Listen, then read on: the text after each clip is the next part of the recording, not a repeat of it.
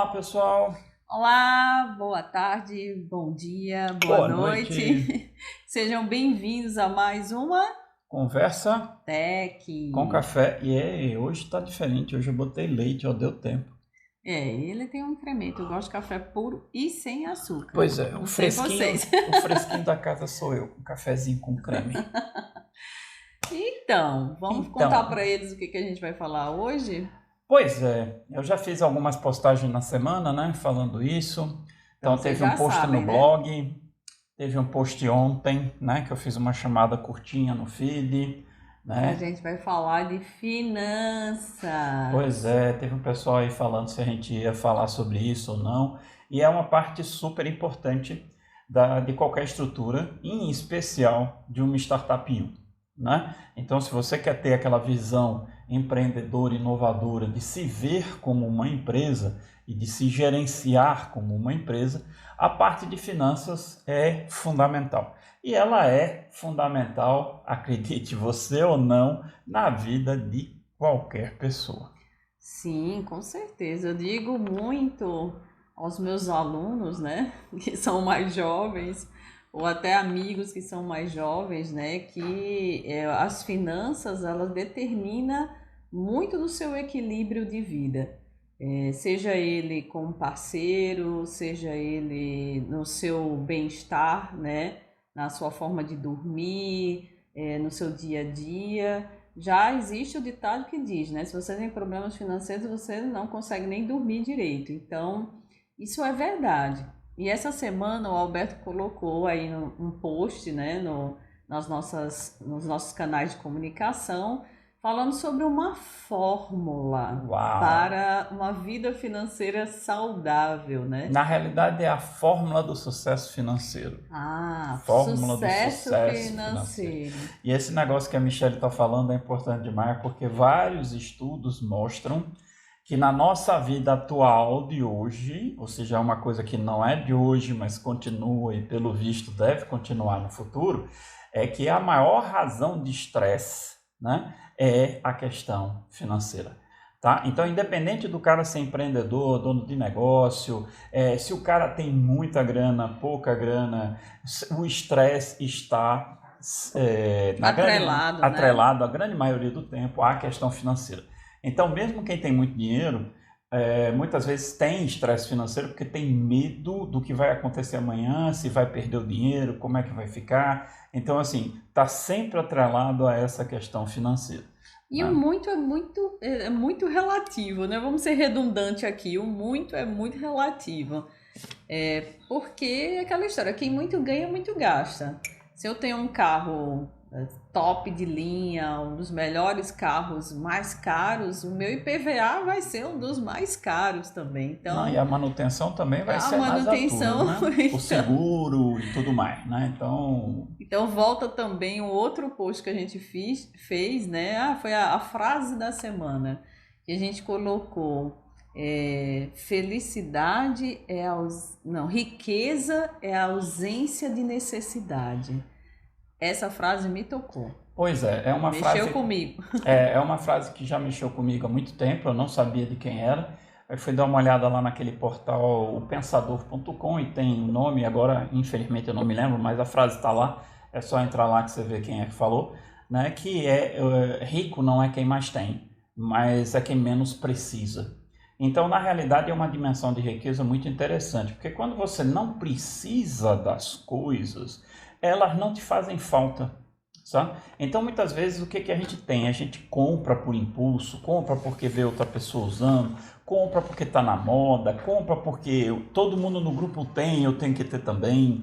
Né? Então, assim, quando você sai fora dessa vibe de querer acompanhar todo mundo, de o fato de você se sentir ligado a um grupo é ter as coisas que o grupo tem, né? Você se torna começa a Escravo, dispensar né? coisas, né? Escravo Quando também, você né? se liga a Escravo esses grupos, dessa sensação.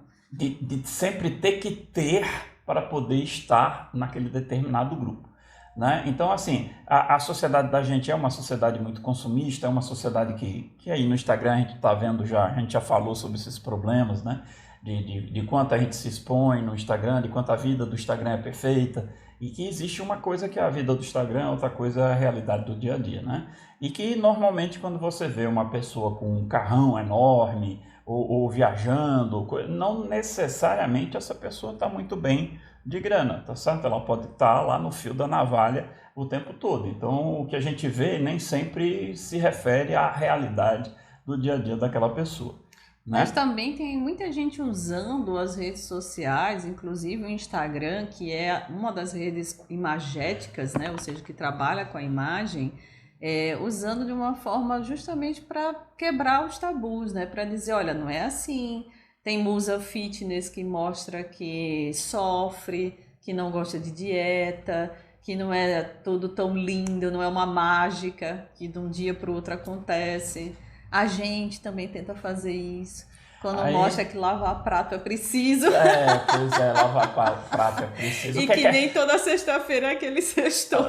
Exatamente, né? Então, uma das coisas interessantes que você comentou agora é justamente essa questão das musas fitness, né? É. O quanto é difícil a gente fazer algo que a gente precisa fazer, que é ter uma atividade física, né? Então, todo mundo sabe, todo mundo já está cansado de saber, você tem que fazer atividade física, você tem que andar, você tem que, sei lá, correr, tem que ir para uma academia, enfim, todo mundo sabe disso. O diacho é justamente você arrancar a bunda do sofá e ir para a academia, tá certo? Então, hoje, nessa semana agora, a gente teve o encontro da mentoria e eu comecei o encontro com um vídeo de uma influencer falando justamente que, cara, estava muito cômica e ela falando justamente quando ela estava cansada de ouvir o papo de coach motivacional, de que o problema é só você, você só precisa querer, e que ela dizendo, eu já sei disso,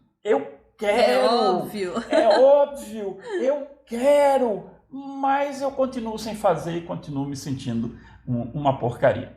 Então, é uma coisa que é óbvia, certo? Uma das coisas que a gente sempre diz na mentoria é que a gente reenfatiza o óbvio, certo? A gente não está mentindo, o óbvio está ali. Mas o óbvio, às vezes, é muito difícil de você pôr em prática, certo? Porque é um desafio, requer Então, a persistência. gente pode até dizer que, desculpa atrapalhar um raciocínio, mas a gente pode até dizer que a mentoria Startup U, ou a Startup U, que é a mentoria, que é a metodologia que Alberto cria, né? Ela pode ser um caminho, um atalho, né? É bem o que a gente diz, que é um Sim, atalho para a gente poder lidar com todas essas questões que a gente entende que é difícil de resolver, né? então, por exemplo, quando a gente fala de finanças, né, a primeira coisa que a gente tem que resolver é o que na mentoria a gente fala. A primeira coisa que você tem que resolver é entender como é que tua cachola funciona. E uma das coisas que o pessoal que mais trabalha com finanças e com psicologia atrelada a finanças é a questão do seguinte: qual é o seu problema com dinheiro? Todo mundo tem um problema com dinheiro, sabe? Eu, ela, você, todo mundo tem. Por quê? Porque na cultura da gente, quando a gente era criança, quando a gente foi crescendo, aquela cultura nos expôs a experiências que marcaram a nossa vida. E a gente adota posições relativas a finanças que muitas vezes a gente não sabe por quê. Simplesmente, não, eu tenho que fazer. Eu não posso ficar com dinheiro na carteira. Não, eu não tenho dinheiro suficiente para guardar. Não, eu quero, eu compro, porque eu só sei do hoje, amanhã pode ser que eu E morra. até mesmo o desprezo ao dinheiro. Isso eu vim aprender nesses nossos estudos, né? E minha irmã também é empreendedora e ela trabalha muito com essa questão dos estudos sobre empreendedorismo. E o que que aconteceu? A gente, numa nesses nossos estudos, dessas Essas nossas aulas, conversas, nessas conversas, ela estava estudando sobre essa relação dinheiro-pessoa e ela descobriu que ela é muito gastona. Se ela estiver me vendo, ela ela vai vai ver. assistir. Né, que ela termina gastando mais com facilidade porque ela tem desprezo ao dinheiro, porque o dinheiro já humilhou o meu pai na nossa frente. E eu era muito pequena e ela não. Isso marcou a vida dela. Veja só, um momento em que marcou o nosso psicológico. Eu lembro da situação, mas ela vivenciou e marcou ela de um jeito que ela já cresceu com a ideia fixa de que ela deveria ter dinheiro suficiente para mostrar que não se humilha as pessoas, né? Que aquilo que fizeram com o pai dela não faria para mais ninguém que ela ama. E imagine só, né? Eu jamais imaginei que isso seria uma forma de desprezo. Eu achava, eu quero ter dinheiro, eu quero ter mais para poder não ter restrições, para poder dizer que eu posso aquilo que eu quero. Mas na verdade, ela descobriu, né, que ela queria justamente para defender quem ela ama. E olha que interessante, são conexões que a gente nem sempre faz, mas são conexões Que moldam a que vida da gente. moldam exatamente a forma como eu lido com o dinheiro mais na frente, no futuro, porque essas coisas marcam na infância, né? Então a primeira coisa que a gente precisa fazer é, ok, é entender como é que é essa sua relação com o dinheiro. A relação com o dinheiro de cada um é individual, tá certo? Como você está vendo, elas são duas irmãs, não tem uma diferença de faixa etária tão grande assim, mas para uma aquele momento foi fundamental, para outra nem tanto, porque ela era menor e não vivenciou aquilo da mesma forma.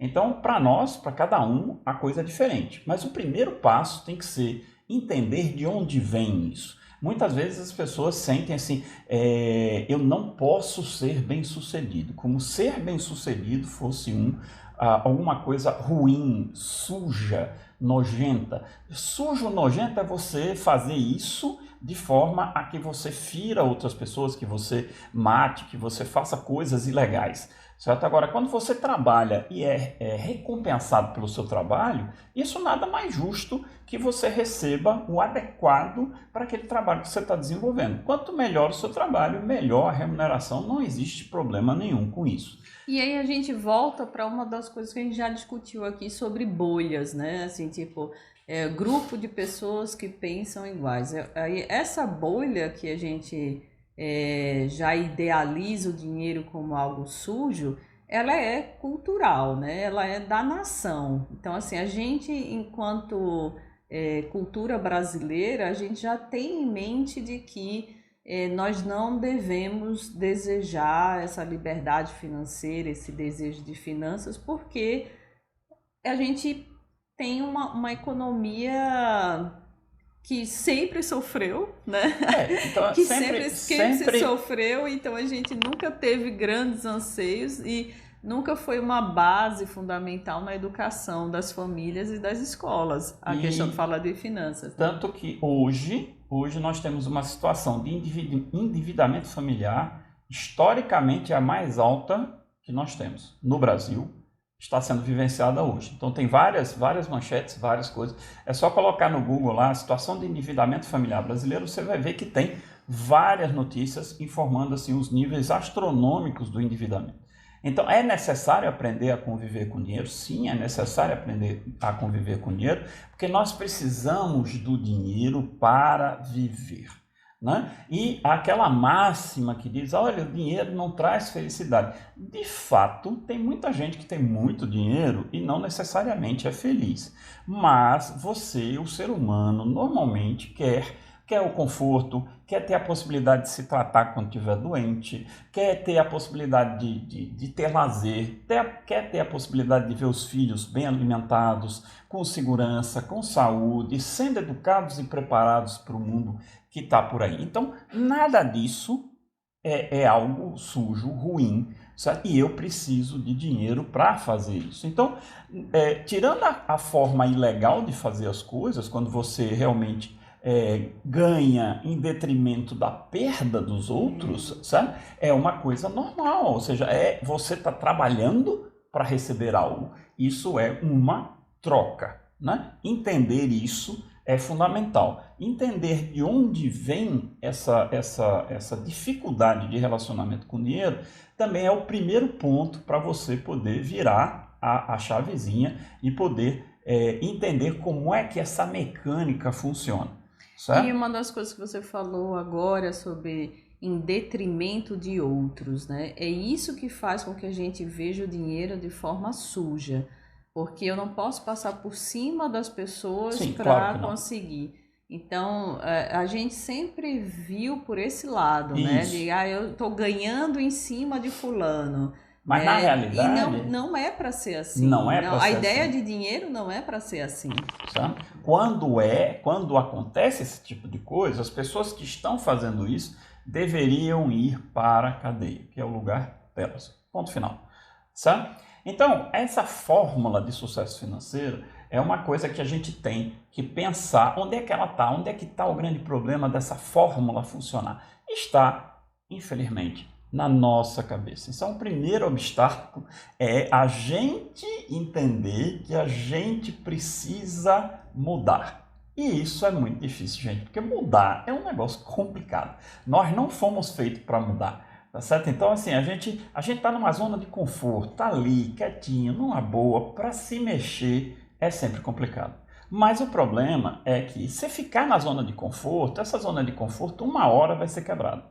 Então, é melhor você decidir quando quebrar a zona de conforto do que decidirem para você quando essa zona de conforto vai deixar de existir.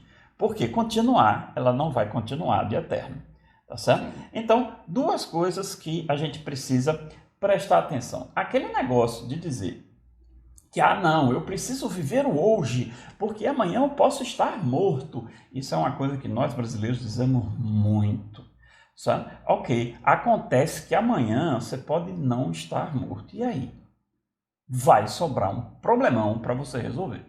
Certo? E a outra coisa, peraí, isso não é isso. A outra coisa é dizer assim, eu não ganho o suficiente para investir ou para poupar.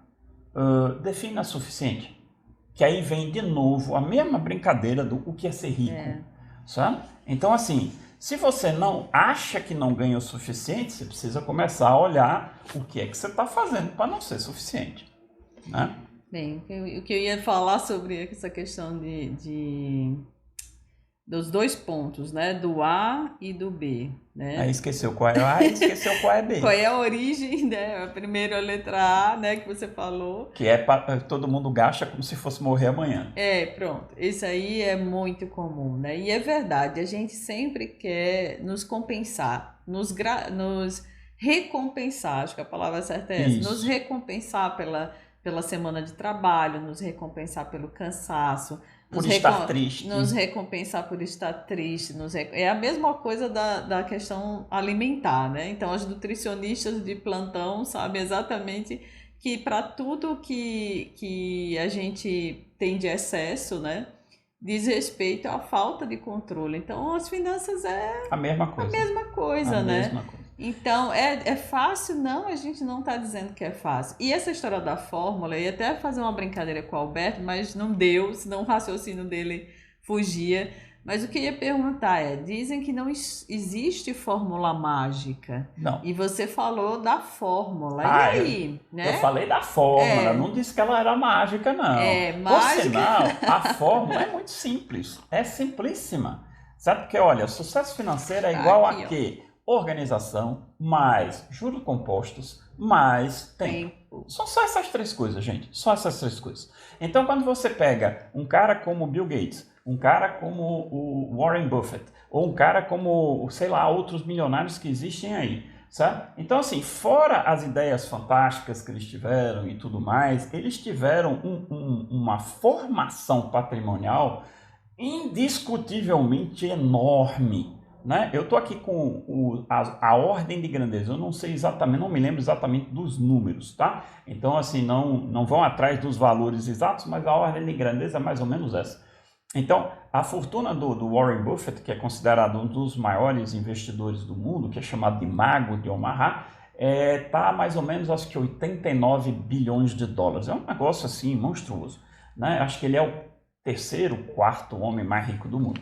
E o engraçado, cara, 89 é o total. 84 bilhões desses 89 vieram depois que ele tinha 65 anos.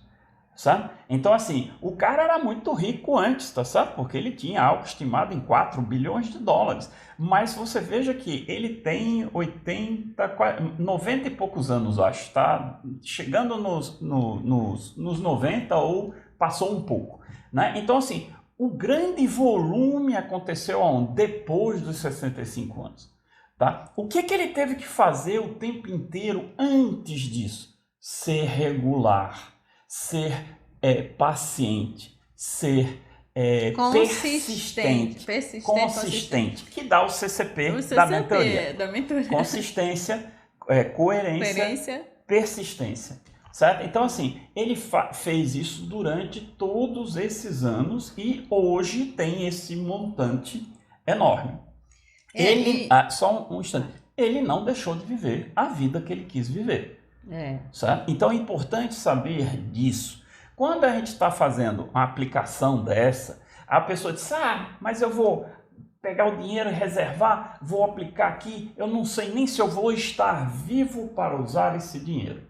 Veja, primeiro que tem aquela parte inicial que a gente disse, pode ser que você esteja, sabe? É uma probabilidade, é um risco, tá certo? E outra coisa, você está trocando algo pequeno hoje por algo maior no futuro. É uma troca.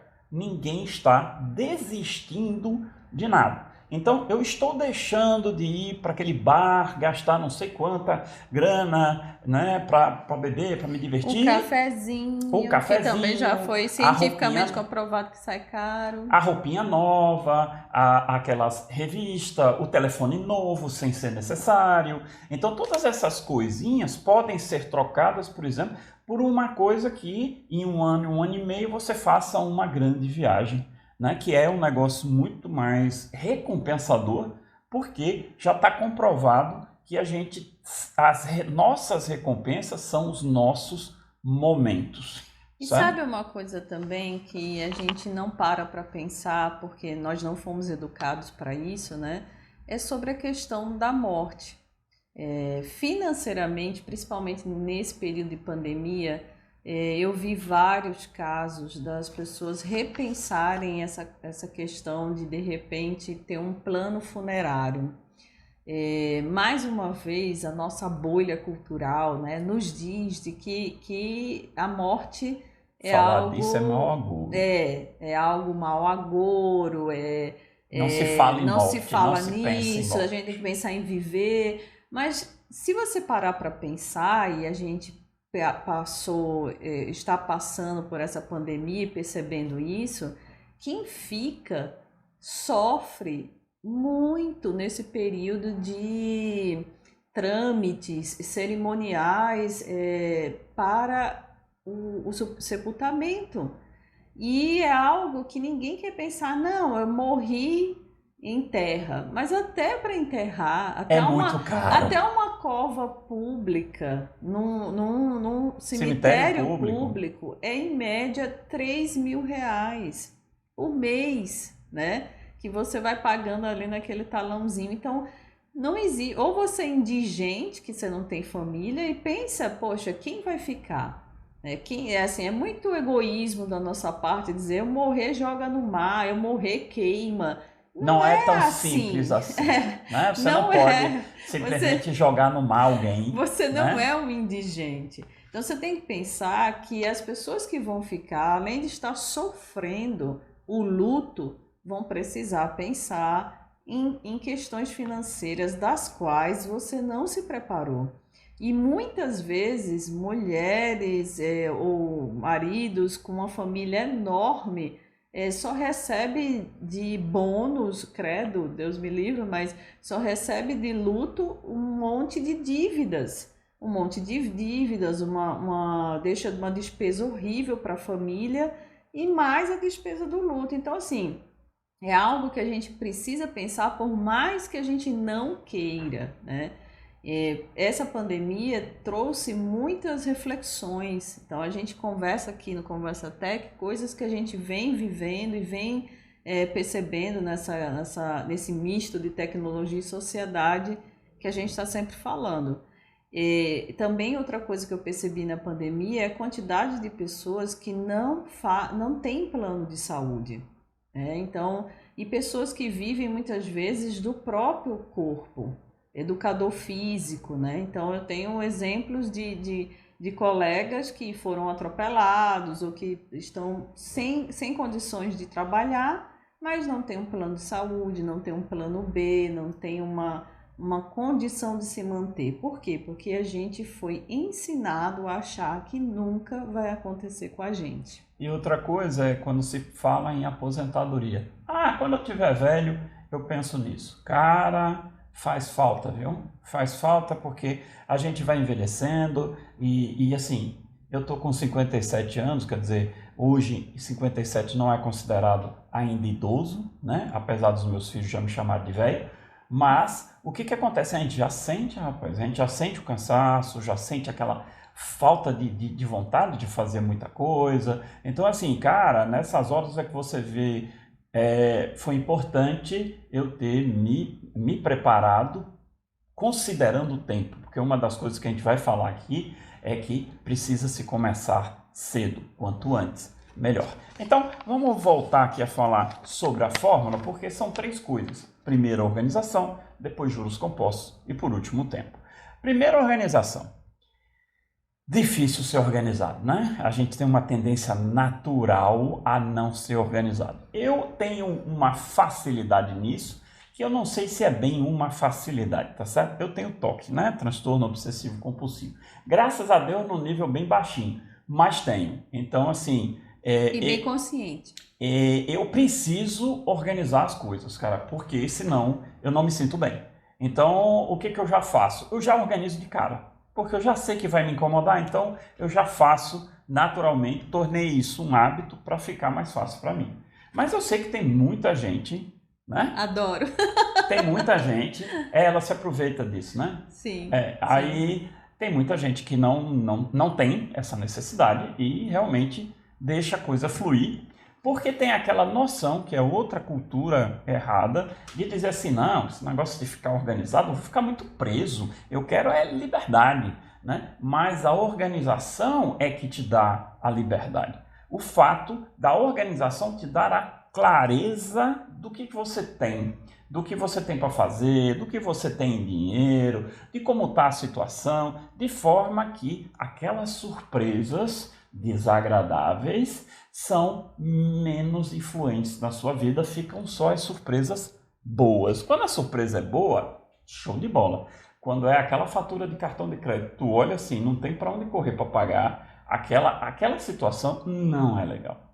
E aí vem também a definição de liberdade financeira, né? Exato. Eu acho que todo mundo, quando escuta pela primeira vez essa expressão, né, liberdade financeira, vem em mente muito dinheiro, alguém nadando em dinheiro.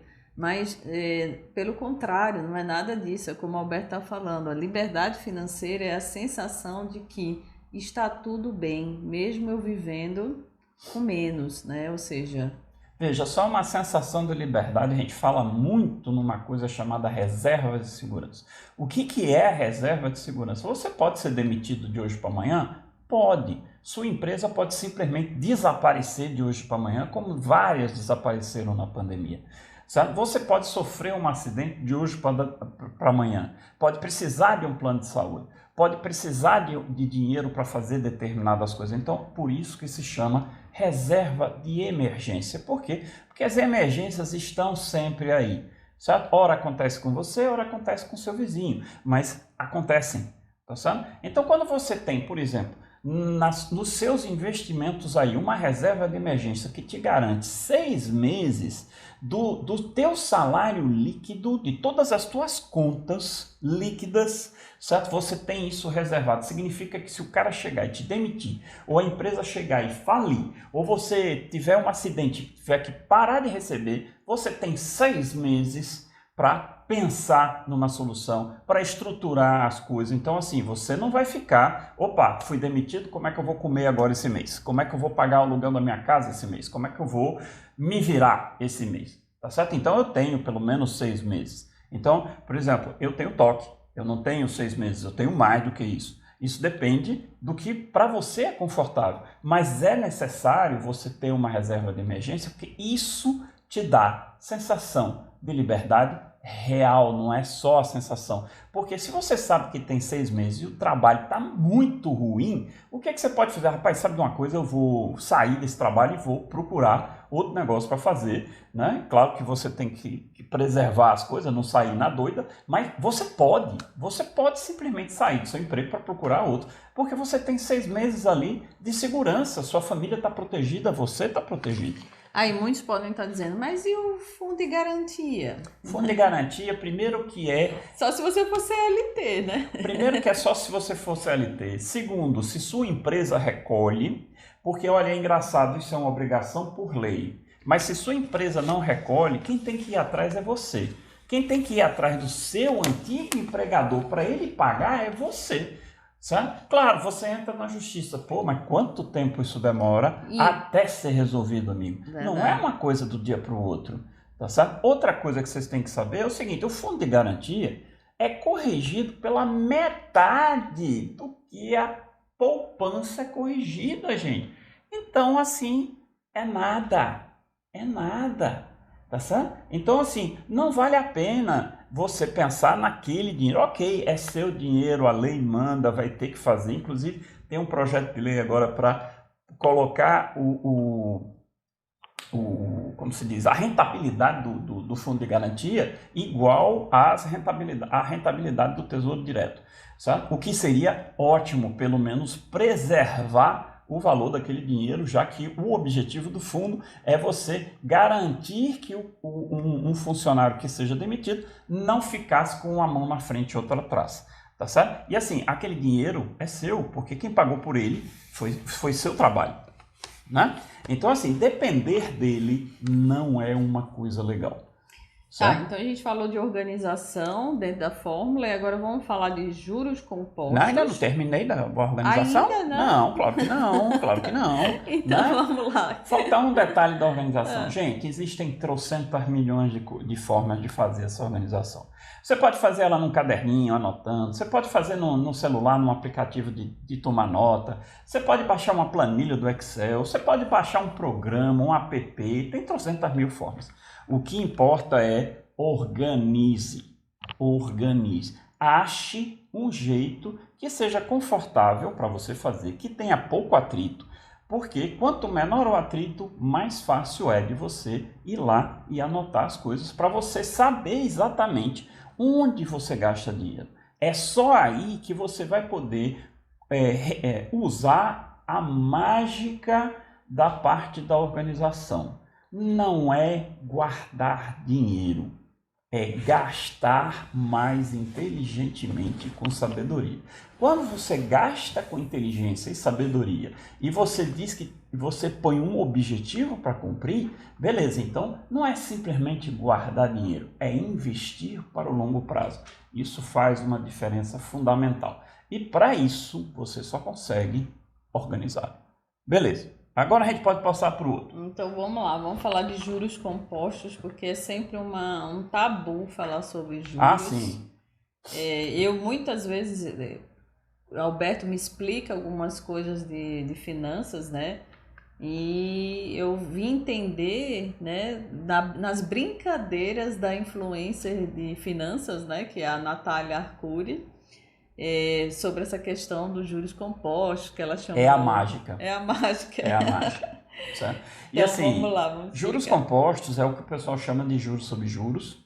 E tem muita gente que fala que isso é um absurdo, que não pode ser usado. Gente, é o seguinte, o mundo da economia, qualquer que seja a ideologia política, usa juros compostos. Então, quando você pega seu dinheirinho e põe na poupança, você é remunerado por juros compostos. Sabe? E é a maneira mais justa de remuneração de qualquer coisa. Primeiro ponto é, dinheiro é um produto, gente. É um produto que está no mercado. Inflação alta significa que tem menos dinheiro do que o pessoal precisa, do que a economia precisa. Então, o dinheiro se torna caro, se torna escasso. Então, se para você pedir emprestar dinheiro, você vai pagar caro por aquele dinheiro. Então, o juro nada mais é do que o aluguel que você paga para emprestar dinheiro. Então, você vai no banco, pega um monte de dinheiro, beleza. Para eu ficar com esse monte de dinheiro, você vai ter que pagar um aluguel que depende da quantidade de tempo que você vai ficar com esse dinheiro na mão. Você vai fazer com esse dinheiro o que você quiser. Sabe? O que o banco ganha? O banco ganha esse aluguel.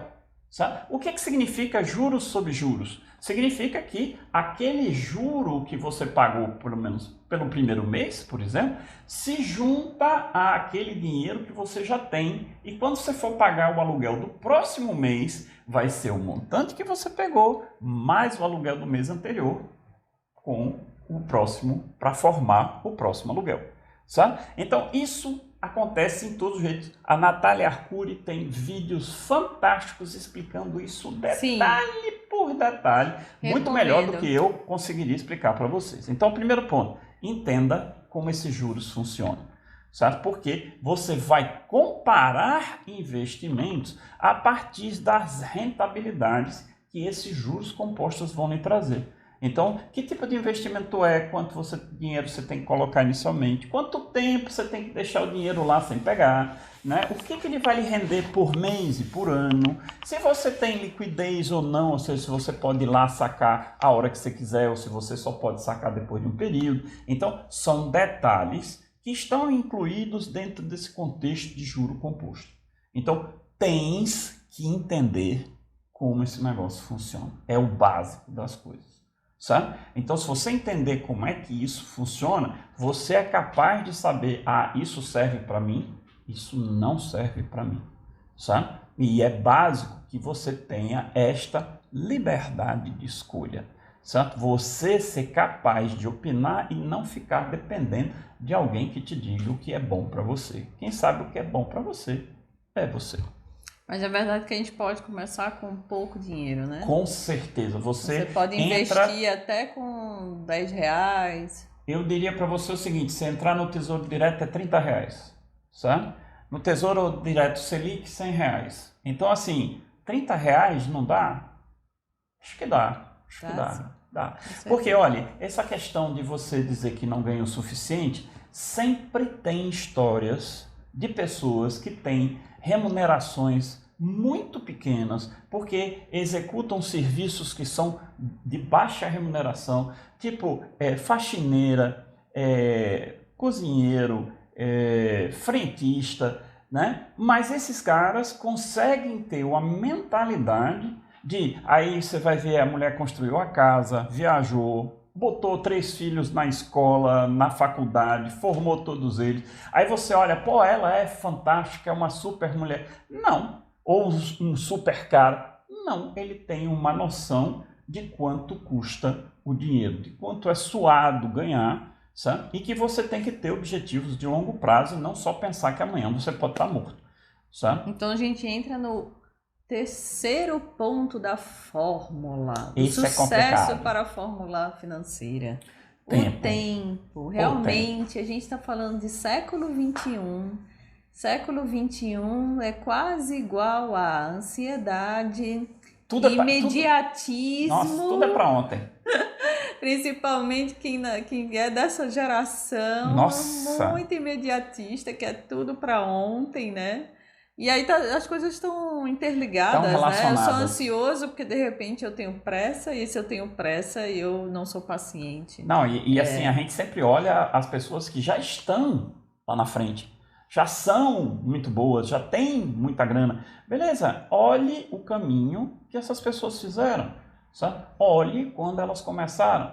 E assim, vai ter sempre gente que já começou rica, tá certo? Então tem aquela brincadeira que você tem 3 oportunidades da vida para ser rico, né? Um é nascer rico, o outro é casar com alguém rico e o terceiro é você ganhar numa loteria, sabe? Então assim, se você já perdeu essas 3 oportunidades, amigo, só resta uma forma de você melhorar sua posição de vida, que é você adotar uma mentalidade de crescimento e trabalhar um pouquinho a cada dia, certo? Aproveitando os juros compostos, porque eles são exponenciais. Ou seja, no começo variam bem pouquinho. Lembra da fortuna do Warren Buffett? No começo era pouco, né? Depois de um tempo o negócio começa a crescer assim, alucinadamente, porque você chegou num montante, o montante rende mais e mais e mais, e aquilo vai crescendo.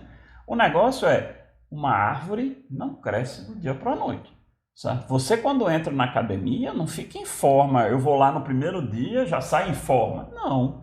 Certo? E se você deixar de ir, rapidamente retorna o buchinho, aí, tudo de novo. Né? Então, dia já faz diferença. Pois é, nas finanças é a mesma coisa. Coerência, consistência, persistência. Amigo, não tem para onde ir. Então, assim, tem que fazer o quê? É uma jornada. É uma jornada que no final ela vai começar a evoluir. Se você pensar, mas aí eu já vou estar velho. Ninguém está dizendo aqui para você deixar de viver hoje para viver só amanhã. O que a gente está dizendo para você é, viva responsavelmente hoje, né? Para que no final da vida você continue vivendo bem, né? Porque no final da vida a gente vai precisar de mais dinheiro. Sim, com certeza. Né? Então, é sempre isso. E assim, tudo isso que a gente está falando, você precisa de quê? De percepção aberta, sabe? Ou seja, você tirar aquelas vendas dos preconceitos, daquelas coisas. Não, sempre foi assim, isso é verdade porque me disseram assim, desde criança. E os nossos pais conseguiram, isso. Poxa, mas nossos pais, caramba, o que eles já não passaram, né? Você quer passar pelo mesmo? E o contexto deles era diferente, o contexto hoje é completamente diferente. Tá certo? Então, assim, a gente tem que estar com essa percepção aberta, tirar esses preconceitos da frente, tá certo? E estar sempre analisando os cenários, porque os nossos contextos, a gente já falou isso várias vezes, não é mais fixo, sabe? É fluido, muito, todo dia muda, volátil, é muito volátil, então você tem que estar o tempo inteiro olhando ali. Então, muitas vezes, quando você está olhando suas finanças, você começa a ter que perceber coisas do tipo, tem uma empresa lá na China que é enorme, aquela bicha pode falir, o que isso tem a ver com o Brasil? Tem a ver porque se aquele danado lá falir, vai diminuir as compras chinesas no Brasil, baixa a exportação, aumenta a inflação e chega no nosso bolso, sabe? Então, assim, uma coisa que está lá distante, lá na China, sabe? Vai impactar seu bolso? Vai. O que você precisa fazer? Se prepare. O turismo que o diga, né? Nossa. A gente está sempre de olho ali no dólar, né? É ele que vai... Não, e a câmbio é que vai dizendo o que vai ser. E a pandemia, quando veio assim, de uma hora para outra, todo mundo não pode mais viajar, tá? E turismo vai viver de quê? E companhia aérea vai viver de quê? Hotel vai viver de quê? Tanto que foi um dos setores que mais se digitalizou durante a pandemia. Que teve que achar um negócio, né? Teve que se reposicionar, né? E realmente. Ser consistente, coerente e persistente, sabe? E acrescentou mais uma, que é ser resiliente, gente. Por sinal, não é nem mais resiliente, né? A palavra nova é antifrágil. Você tem que ser antifrágil. Você não só tem que recuperar a forma, porque é isso que resiliência significa, tá certo? É uma propriedade de materiais que, quando deformados, retornam à forma original. Então, a resiliência humana seria você leva um impacto, você leva uma pancada, né? Como o Rocky Balboa disse, não é o quanto você bate, mas sim o quanto você consegue apanhar e continuar de pé, tá certo? Então, isso é resiliência humana. O antifrágil junta uma coisa a essa resiliência, que é o fato de, uma vez que você recebeu o impacto, aprender com esse impacto que você recebeu, né? Para você se tornar cada vez menos frágil, né? Que está dentro daquele negócio dos erros, né? Não fale as falhas dos outros, fale as novas. Certa falha dos outros você aprende já com os outros, que aí você já evita aqueles erros, você está aberto a cometer novos erros, certo? Então, Fica aí ligado, anota as dicas dessa fórmula, que não é mágica, Dá é de trabalho, dar trabalho. mas dá certo, funciona. E que realmente funciona, porque são os grandes financistas aí Que falam que sobre isso. recomendam, e a gente aqui em casa faz isso na prática, né? O Alberto faz isso. E ele tem um semblante aí, né? Tranquilo. E É é isso isso aí, que a gente. gente deseja para vocês também, Se vocês tá? gostaram do conteúdo, aí vem aquelas frasezinhas padrões, né, de YouTube e tudo mais. Clica aqui no botãozinho para dizer legal, Salva, compartilha, Al- ajuda a gente, que marca no sininho. a gente quer realmente crescer os nossos canais e realmente poder levar para mais pessoas tudo isso que a gente vem estudando, tá joia? Então, um grande abraço em vocês e até a próxima conversa Tech. Tech. Tchauzinho, um abraço.